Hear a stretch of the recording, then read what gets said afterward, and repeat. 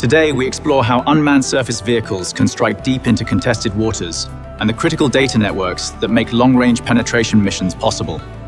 Not a short-range toys, these things can strike 1,000 miles further.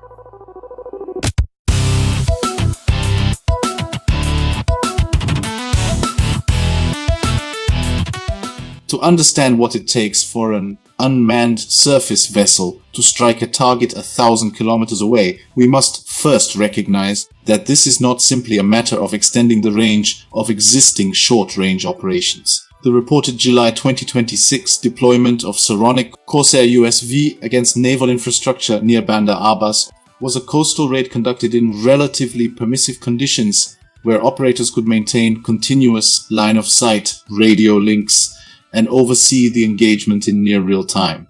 A long-range mission, by contrast, operates beyond the radio horizon, where that continuous human oversight becomes physically impossible to sustain.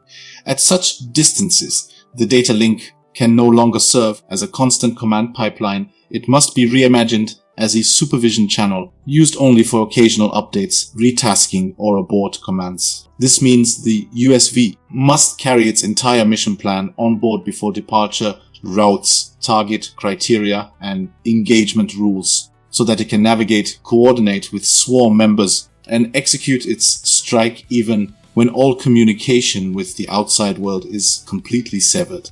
The fundamental shift, therefore, is not about building a longer range radio, but about building a smarter, more independent vessel that treats communication as the exception rather than the rule. To develop a complete understanding of the communication infrastructure required for such operations, this analysis proceeds through 5 core areas. First, we examine the physical constraints of the maritime domain, particularly the curvature of the Earth and its impact on radio horizon, and the layered communication architecture that overcomes those limitations through satellite, airborne relay, tactical mesh, and fallback radio links. Second, we address the bandwidth and latency requirements across different mission phases, demonstrating why continuous video streaming is not only unnecessary, but operationally dangerous in contested environments. Third, we explore how USV maintain functionality in anti-access and area denial environments through low probability of intercept waveforms, burst transmission, and autonomous fallback when communication links are completely severed. Fourth, we discuss the forward support infrastructure of motherships and tenders, drawing historical precedent from World War II submarine and PT boat operations to show how mobile logistics bases extend the reach of small combatants. Finally, we evaluate the operational feasibility of long-range USV strikes and the policy frontier surrounding autonomous targeting, where the technical capability to execute such missions increasingly outpaces the legal and doctrinal frameworks governing their employment. The ocean curved surface is a radio killer. Since radio waves travel in straight lines, 2 USV with antennas just 3 meters above the water can only maintain a connection until they are about 14 kilometers apart. Beyond that, the curve of the Earth literally blocks the signal. The earlier mention of 40 kilometers only applies if one vessel has a mast over 25 meters high, like a large warship, which is far too tall for a small, low-profile unmanned vessel. Therefore, a USV heading for a target thousands of kilometers away cannot rely on direct radio contact with its base or even with its companions over open water. To overcome this dead zone, the USV must carry a toolbox of communication methods, each used for different circumstances. For staying in touch with command centers across oceans, satellite communication serves as the primary backbone. Low Earth orbit satellites offer quicker, shorter delays, while geostationary satellites provide constant coverage, even if a bit slower.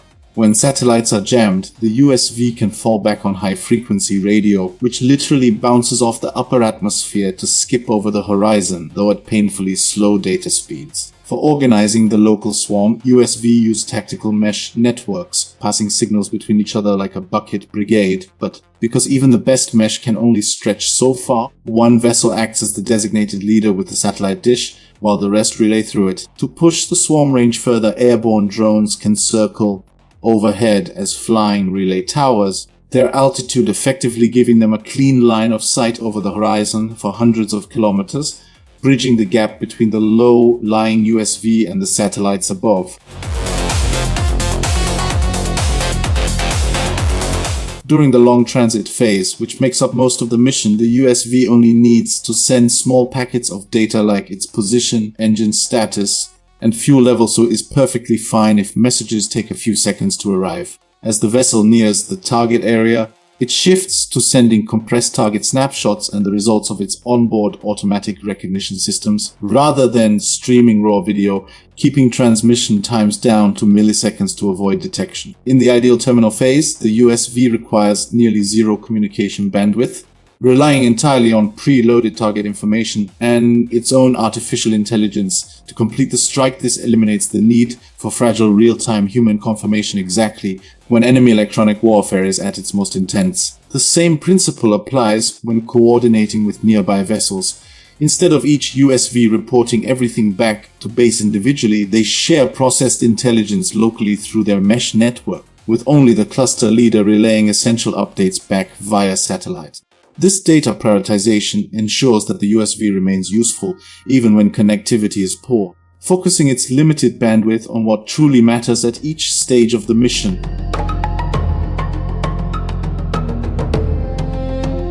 In an anti-access and area denial environment, GPS jamming and communication blackouts are not contingencies but operational assumptions, demanding that the USV maintain full mission capability when external links are unavailable. Mitigation strategies include low probability of intercept and low probability of detection waveforms, frequency hopping spread spectrum, and highly directional antennas that make interception difficult for adversary electronic support measures. The vessel must default to radio silence for the majority of its mission, transmitting only in brief, pre-scheduled bursts to report position and receive any updated orders. Before immediately returning to a mission control, navigation resilience is equally critical, requiring redundant sources such as inertial measurement units, terrain-aided correlation using bathymetric and shoreline data, visual odometry, and even celestial navigation to replace degraded global navigation satellite systems. When all links are severed, the USV executes its pre-programmed mission using onboard edge processing, coordinating with neighboring vessels via local mesh networks without any reliance on distant command centers.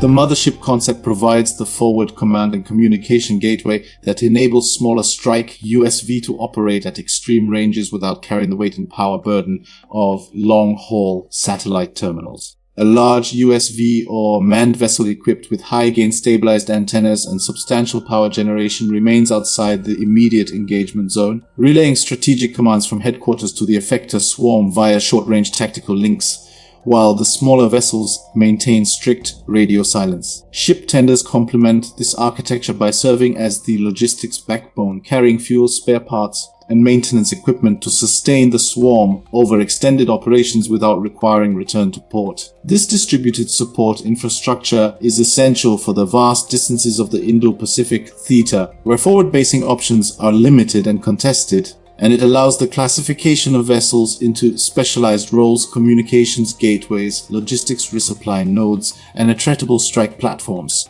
The United States Navy historically validated this concept during World War II, employing submarine and PT boat tenders to overcome the scarcity of forward bases in the Pacific and dramatically extend the operational reach of small combatants far from home ports. These tenders provided fuel, torpedoes, repairs, and provisions, effectively serving as mobile bases that kept submarines and PT boats continuously on the firing line across the vast island-hopping campaign, with PT boat tenders like USS Watchbrig enabling squadrons to transit from New Guinea to the Philippines and strike enemy capital ships at Surigao Strait. That same operational logic applies directly to modern USV swarms. Forward-deployed tenders transform short-ranged autonomous vessels into instruments of strategic reach, solving the logistics and maintenance constraints that remain the defining challenge for distributed maritime operations in the contested Indo-Pacific.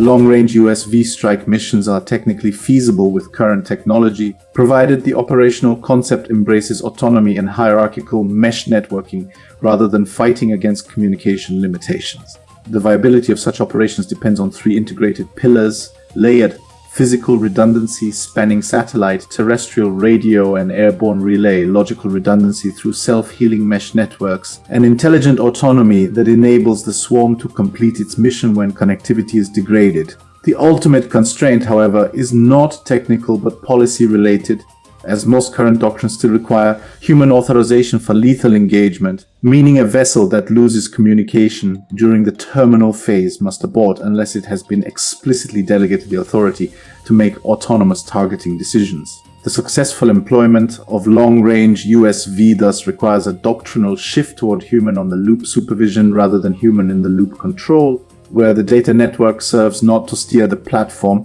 but to align situational awareness between the machine on the battlefield and the commander behind the secure line, allowing the vessel to fight effectively while disconnected.